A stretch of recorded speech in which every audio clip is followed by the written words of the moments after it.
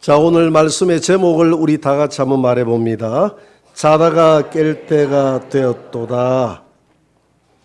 하루는 바리새인과 사두개인들이 예수님에게 찾아와서 당신이 하나님으로부터 왔다는 그 증거를 보여주세요라고 이렇게 이야기를 합니다. 그랬더니 우리 주님께서 너희가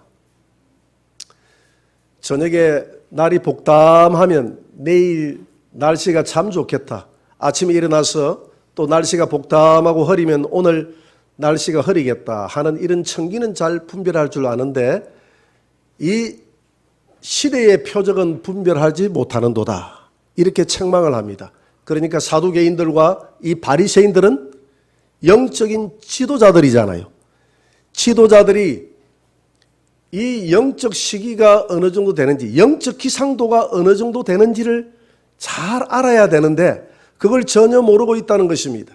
그러니까 주님의 이 말씀은 지금 메시아가 이 땅에 와야 될 시기라는 것을 너희들이 구약 성경 말씀을 통해서 영적인 눈이 열려 있다면 깨달아야 되는데 아직도 깨닫지 못하고 예수님을 의심하고 있으니 이 예수님이 책망하는 말씀이죠.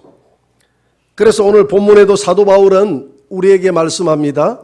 너희들은 이 시기를 잘 알아야 된다. 로마서 13장 11절을 우리 다 같이 한번 읽어봅니다. 시작. 이 시기를 알거니와 자다가 깰 때가 벌써 되었으니 이는 이제 우리의 구원이 처음 믿을 때보다 가까웠음이라. 바울은 성도들에게 시기를 잘 알아야 된다. 여기서 시기를 좀 더 쉽게 이야기하면 시간을 잘 알아야 된다. 지금 우리가 어느 시간대에 살고 있는지, 그 역사에 흐르는 이런 시간대를 우리가 헬라어로 크로노스의 시간이다 이렇게 이야기합니다. 우리가 지금 아침 정오가 다 돼가네요. 11시 13분 이 시간을 크로노스의 시간이다. 그런데 하나님의 경륜의 시간을 가리켜서 카이로스의 시간이다. 이런 시간 말고, 세상의 시간 말고 하나님의 그 나라에서 하나님이 생각하시는 경륜의 시간이 있다는 겁니다. 이 시간을 카이로스의 시간이다 이렇게 이야기합니다. 여기서 시기를 알아야 된다는 것은 이런 흘러가는 역사의 시기를 알아야 된다 이 말이 아니라 이 하나님의 경륜의 때, 하나님의 영적인 경륜의 이 시기, 이 카이로스의 시간을 알아야 된다 이 말이죠. 그래서 성경은 우리 성도들이 살아가고 있는 이 세상을 밤이다라고 이야기합니다. 그리고 우리가 밤에 지금 생활하는 거예요. 지금 낮이지만은 영적으로 볼 때 밤의 시간대에, 밤의 카이로스의 시간대에 우리가 살고 있다는 것입니다. 그래서 이 밤을 가리켜서 로마 사람들은 당시에 밤을 네 분류를 했습니다. 밤 6시부터 9시까지는 1경이라고 했어요. 9시부터 12시까지는 2경, 12시부터 3시까지는 3경, 3시부터 아침 6시까지는 4경이다 이렇게 분류를 했습니다. 그러니까 지금 너희가 이 시기를 알아야 되는데 지금 자다가 깰 때가 되었다고 이야기했으니까 영적으로 볼 때 우리가 지금 몇 경에 살아간다는 이야기입니까? 4경. 그러니까 깨어나야 될 시기, 새벽을 맞이해야 될 시기에 살아간다 이 말입니다. 그러니까 6시 되니까 해가 뜨니까 지금 4시나 한 5시 정도는 됐다는 이 말이죠. 아침 일찍 일어나서 지금 낮을 맞이할 수 있는 준비를 하라는 것입니다. 그러니까 세수도 하고 옷도 갈아입고 해서 이렇게 아침을 맞이할 수 있는 준비를 하라는 것이죠. 영적으로 볼 때. 어릴 때 우리 어머니가 항상 저를 깨울 때에 영아 일어나라. 일어나서 동네 한 바퀴를 하고 체조도 하고 오너라 이렇게 이야기를 합니다. 그렇게 이야기했던 우리 어머니가 미웠어요. 왜냐하면 왜 아침에 깨우느냐 이 말이죠. 왜 동네를 한 바퀴 돌아라고 하느냐 이 말이죠. 그냥 놔두면 내가 한 10분에서 30분은 더 잘 텐데 우리 어머니가 워낙 부지런해가지고 새벽같이 일어나가지고 늦잠 자는 이 꼴을 못 봐요. 그래서 꼭 남들보다 먼저 깨워가지고 동네 한 바퀴를 하게 했습니다. 우리가 동요에도 그런 노래가 있죠. 다 같이 돌자 동네 한 바퀴 아침 일찍 일어나 동네 한 바퀴 바둑이도 같이 돌자 동네 한 바퀴 그런 노래도 있지 않습니까? 아침에 우리 어머니가 동네 한 바퀴를 돌아라고 해서 저는 항상 동네 한 바퀴를 돌았어요. 동네 한 바퀴를 돌고 집에 들어오면 정말 그 순간에는 너무 싫었는데 아침밥을 먹고 하면 밥맛도 좋고 너무 좋아요. 우리 어머니가 깨운 것이 잘 됐다. 잠을 깨고 나니까는 좋은 거예요. 이렇게 일찍 일어나라고 하는 것은 게으르지 말고 아침 낮을 맞이할 수 있는 준비를 미리미리 해라 이 말이거든요. 그래서 지금 영적으로 볼 때 상당히 지금 깊은 밤입니다. 코로나가요 지금 올 한 해만 지나면 2년 가까이 지나지 않습니까? 이렇게 유행병이 역사적으로 뭐 흑사병이니 무슨 병이니 해서 많이 있어 왔습니다만은 이렇게 전 세계적으로 이렇게 유행병이 이렇게 몇 년간을 이렇게 한 2년 가까이 지속된 적이 역사적으로 없어요. 하나님이 이 코로나를 통해서 우리에게 주시는 이 음성을 들어야 되는데 이 코로나를 통해서 내 백성들이여 지금 시대가 다 돼감을 밤이 너무 깊고 내가 이 땅에 가야 될 시기가 다 돼감을 너희들은 깨닫고 낮을 맞이할 수 있는 준비를 해라. 이렇게 주님은 우리에게 이야기를 하고 있는데 오히려 우리는 더 깊은 잠을 자버리고 코로나 때문에 교회가 깨어날 줄 알았는데 깨기는커녕 잘됐다 싶어서 더 깊은 잠을 자버리는데 사람들이 예배에 게을러요. 기도도 이제 다 더 게을러져요. 전도의 소리가 들리지도 않아요. 그냥 뭐 다 이런 거 하기도 싫은데 잘됐다 싶어서 그냥 깊은 잠을 자버립니다. 성경에는 잠을 잔다, 깊은 잠을 잔다 하는 것을 어떻게 표현하고 있느냐 하면 누가복음 17장 26절을 한번 펼쳐봅니다. 다 같이 노아의 때에 된 것과 같이 인자의 때에도 그러하리라. 노아가 방주에 들어가던 날까지 사람들이 먹고 마시고 장가들고 시집가더니 홍수가 나서 그들을 다 멸망시켰으며 또 롯의 때와 같으리니 사람들이 먹고 마시고 사고 팔고 심고 집을 짓더니 롯이 소돔에서 나가던 날에 하늘로부터 불과 유황이 비오듯 하여 그들을 멸망시켰느니라. 인자가 나타나는 날에도 이러하리라. 인자가 나타나는 날, 예수님이 이 땅에 오시는 날에도 이러하리라 라고 예언을 했어요. 사람들이 먹고 마시고 시집가고 장가가고 사고 팔고 이거 하지 말라는 말입니까? 하지 말라는 말이 아니죠. 우리 하나님이 이런 것을 하지 말라는 말이 아니라 여기에 푹 재미에 빠져가지고 주님이 이 땅에 오신다는 것에 대해서는 영적으로 전혀 관심도 없고 무감각해지는 상태를 말합니다. 이것을 잠잔다라고 이렇게 표현하고 있습니다. 세상 재미에 푹 빠져 있는 것을 잠잔다 이렇게 표현하고 있죠. 세상 욕구에 푹 빠져 있는 것, 하나님 나라의 그 신령한 욕망에 빠져 있는 것이 아니라 세상의 탐욕과 내 정욕에 빠져 있는 상태를 잠잔다 이렇게 표현하고 있는 것이죠.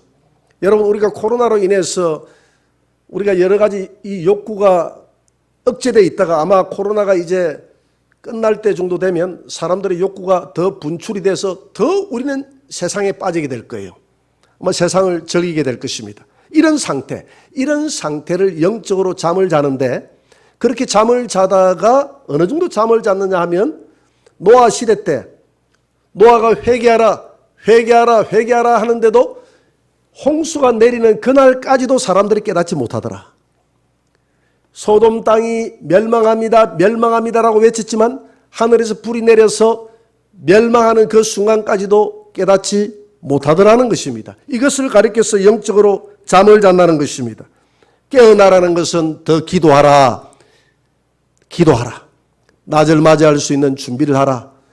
하나님 앞에 예배에 충실하라. 하나님 말씀을 가까이 하라. 더 사랑하라.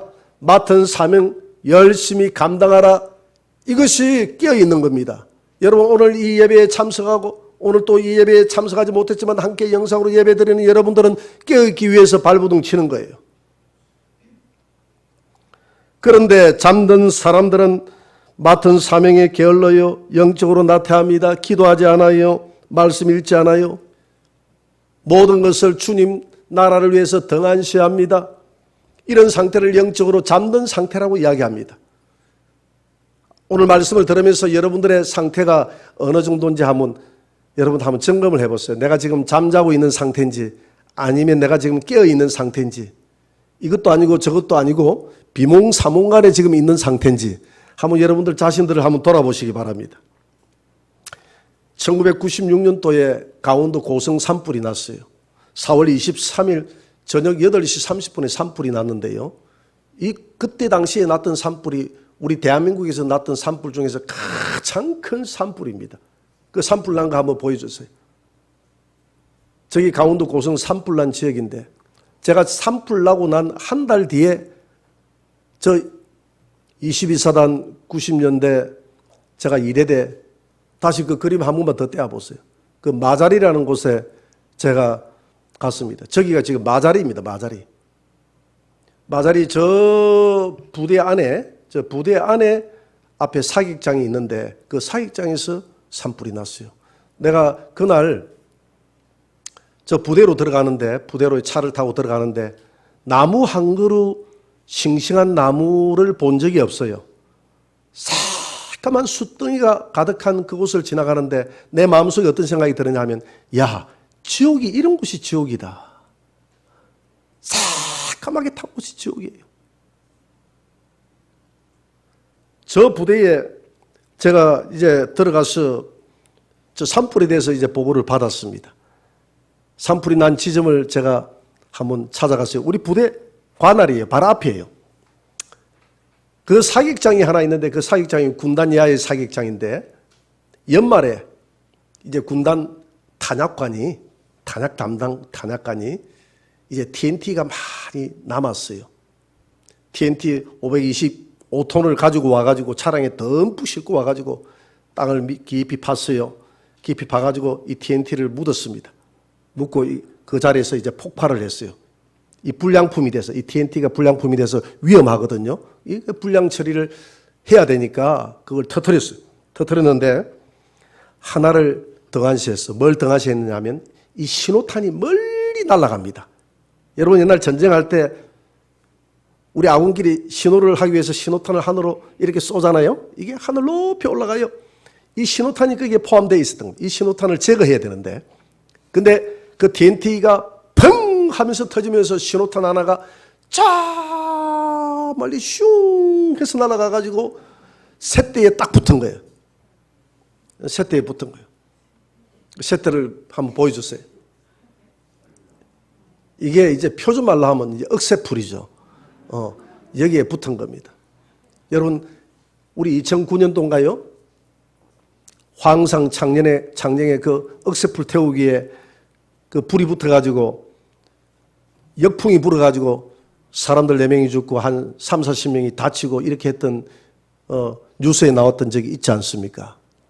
이와 같이 저기에 불이 붙으면 굉장히 화력이 빨라요.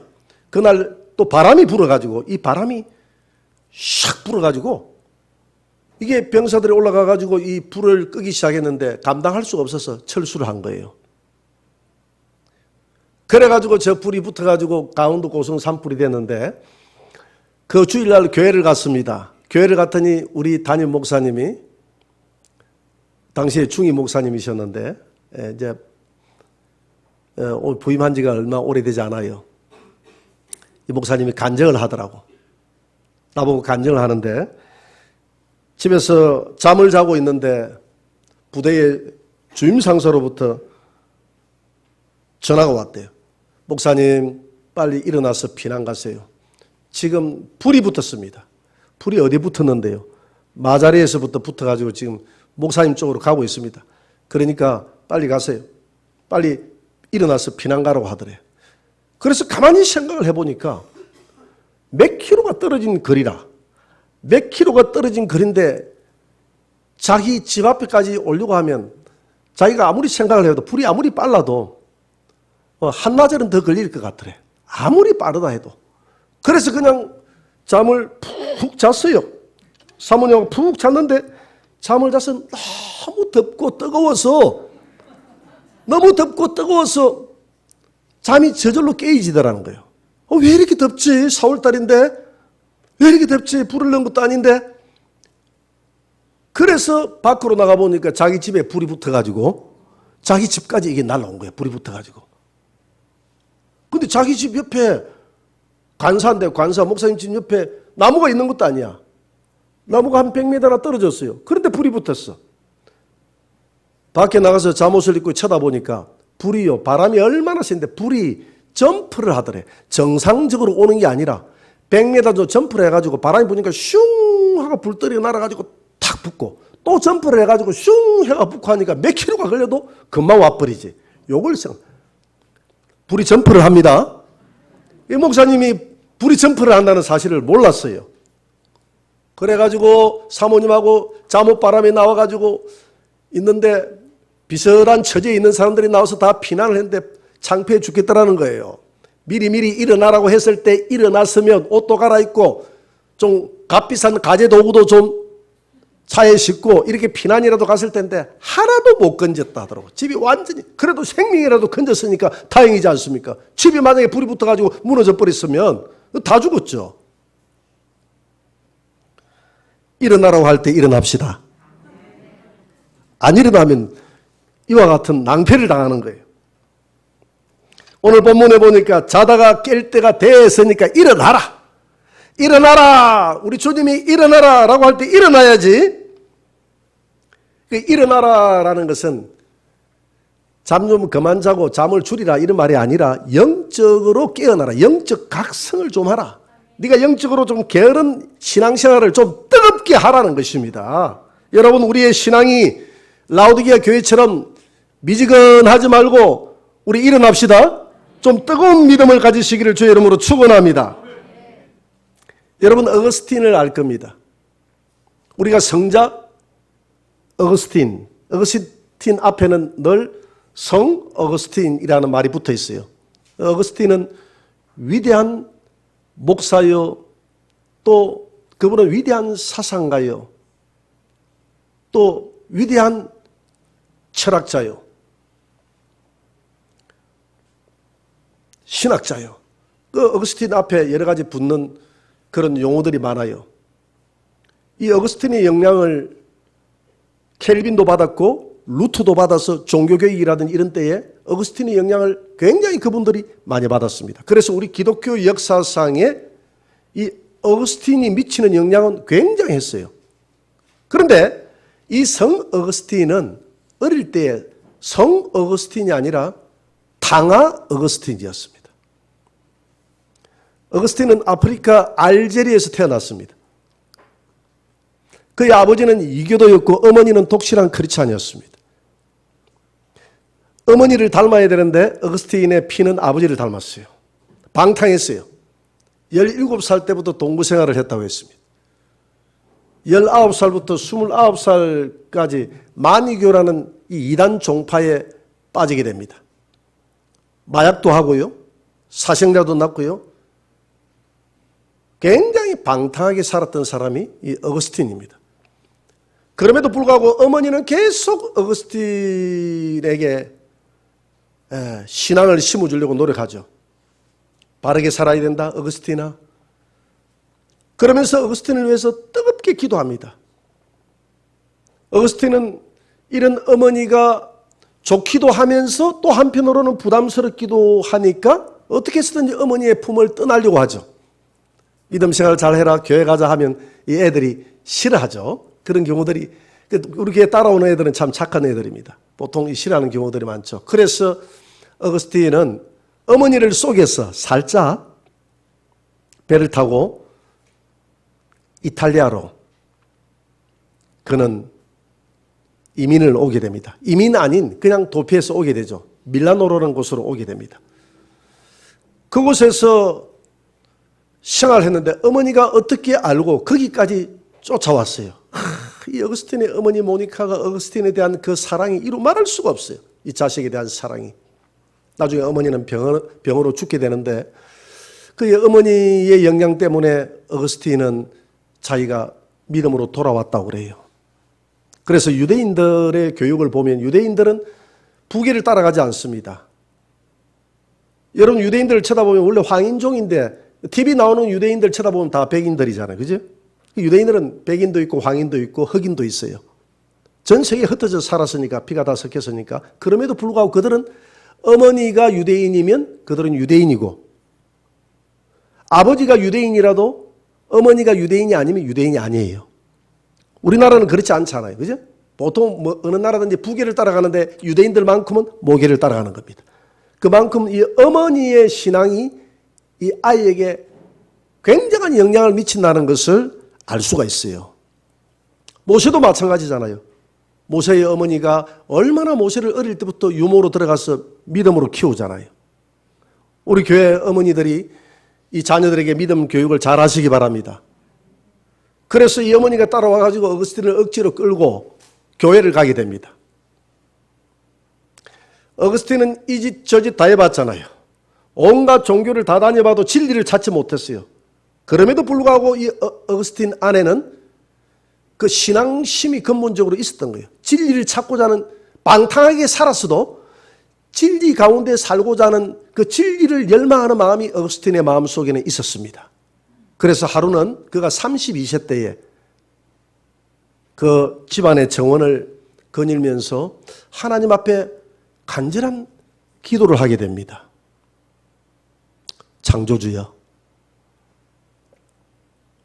창조주가 보내신 분이 예수 그리스도가 이 땅에 구원자로 보낸 하나님의 아들이시고, 예수 그리스도가 진정한 나의 구원자라면, 그때는 교회를 나갔으니까 나에게 뭔가를 좀 확신을 주옵소서. 먼 미래가 아니라 지금 당장 이 확신을 좀 줄 수 없나요? 그러면서 하나님 앞에 간절한 마음으로 진리를 구하면서 걷고 있을 때에 자기 귀에 신비한 소리가 들렸다고 그래요.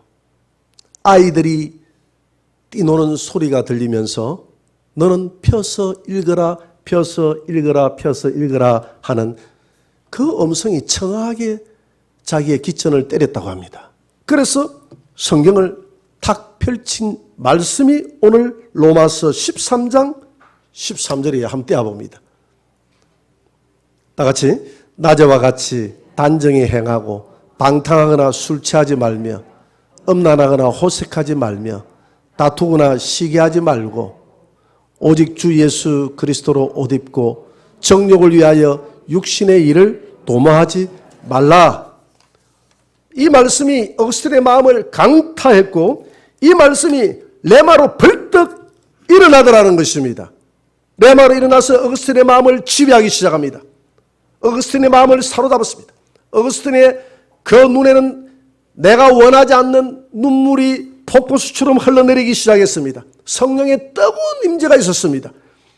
예수님에 대해서 그동안 불신했던 모든 불신들이 다 허물이 벗겨지듯이 다 자기 머릿속에서 벗겨지기 시작하고, 예수 그리스도가 하나님의 아들이요, 그분이 하나님이시요, 그분이 나의 구원자요, 그분의 십자가가 나의 십자가요, 그분의 부활이 나의 부활이라는 이 사실이 어거스틴의 마음속에 확실하게 믿겨지기 시작했습니다. 그 자리에 무릎을 꿇고 어거스틴은 회개를 하기 시작합니다. 하나님, 내가 잘못했습니다. 내가 잘못 살았습니다. 내가 방탕하게 살았습니다. 내가 잘못 살았습니다. 그때부터 어거스틴은 어머니 뱃속에서부터 자기가 지금까지 살아오면서 살아왔던 모든 삶, 자기 생각까지도 범죄했던 범죄들을 전부 다 끄집어내서 하나님 앞에 고백을 하기 시작하는데, 그걸 가르쳐서 고백록이다라고 이야기하는데, 그 고백록이 지금의 참회록이라는 책으로 나와 있습니다.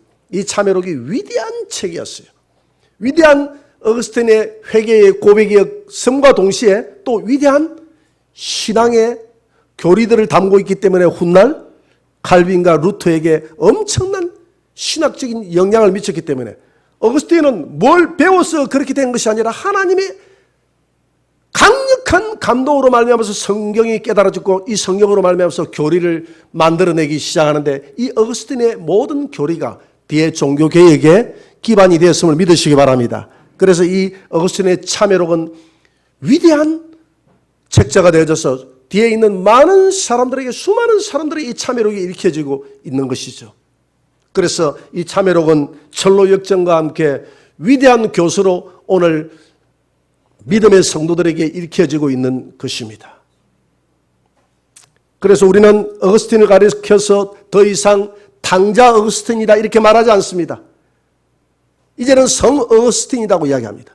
여러분, 우리가 당자처럼 비록 살았을지라도 주 예수 그리스도 안에서 진심으로 우리가 회심을 하고 돌아서서 우리 하나님의 빛 가운데 우리가 거하게 되면 우리는 성 어거스틴이라는 이야기를 듣게 될 것입니다. 여러분, 우리 주님은 우리에게 말씀합니다. 이제는 어둠의 옷을 이제는 벗어버리라. 때가 가까웠다. 재림의 때가 가까웠다는 것입니다. 그래서 성도들은 5가지를 믿어야 돼요. 첫째는 예수님이 이 땅에 성령으로 잉태했음을 믿어야 될 줄 믿습니다. 두 번째는 예수님이 우리를 위해서 십자가에 대신 달려 돌아갔음을 믿어야 돼요. 세 번째는 예수님이 나의 영원한 삶을 위해서 3일 만에 부활했음을 믿어야 됩니다. 네 번째는 예수님이 하늘로 성천하면서 500명이나 되는 성도들에게 자기의 모습을 보여주면서 내가 하늘로 가서 너희들을 위해서 처소를 예배하러 간다는 이 사실을 믿어야 됩니다. 마지막 하나 남은 게 있는데 그게 뭡니까? 재림이에요.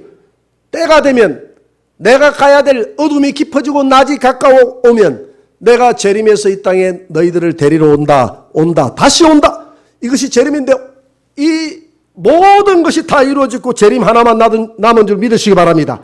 그런데 성경은 예언하고 있습니다. 내가 가야 될 시기에 이 땅에 살아가는 모든 성도들은 잠을 자게 될 것이다. 그래서 마태복음 25장에 보니까 10처녀들이 한 처녀도 깨어있지 않고 다 잠을 잔다는 것은 영적으로 잠을 잔다는 것입니다. 나는 이 코로나를 쳐다보면서 왜 잠을 자는가를 이제는 깨달아져요. 잠을 자고 싶어 자는 것이 아니라 잠자기에 딱 좋은 환경이 만들어져서 잠을 자는 겁니다. 이 코로나가 되니까 예배를 제대로 드릴 수도 없어요. 전도를 할 수도 없어요. 여러분, 지금 전도하는 사람들이 거의 없잖아요. 길 가다가 그냥 마스크 하나 전달해주고 이 정도는 뭐 할 수 있지만은 제대로 전도하는 사람이 없습니다. 집집마다 찾아다니면서 전도하기가 어려워요. 지금 부흥회도 할 수도 없어요. 예배도 제대로 안 돼요. 그러니까 성도들은 깊은 잠에 점점 전 세계에 있는 교회들이 빠져드니까 그래서 아하, 10처녀가 이렇게 해서 잠을 자는구나. 그런데 항상 우리는 이 성경을 보면서 거꾸로 살아가면 됩니다. 잠잔다 할 때 일어나면 되는 것이고, 할렐루야. 잠잔다고 할 때 우리는 일어나면 되는 것이에요. 그래서 우리 일어납시다. 더 주님을 위해서 열심을 냅시다. 때가 가까웠음을 믿으시기 바랍니다. 영적으로 잠들었기 때문에 잠 깨어날 수 있는 힘을 하나님 앞에 달라고 기도합시다. 그래서 우리는 이 어두운 세상에서 이제는 강명의 날이 다가온다는 사실을 깨닫고 새벽의 여명이 밝아왔다는 사실을 깨닫고 이 어둠의 옷을 벗어버리고 이제는 회개하고 우리 주님을 위해서 더 빛의 갑옷을 입고 뜨겁게 주님의 나라를 위해서 달려가시는 저와 여러분들이 되시기를 주의 이름으로 축원합니다.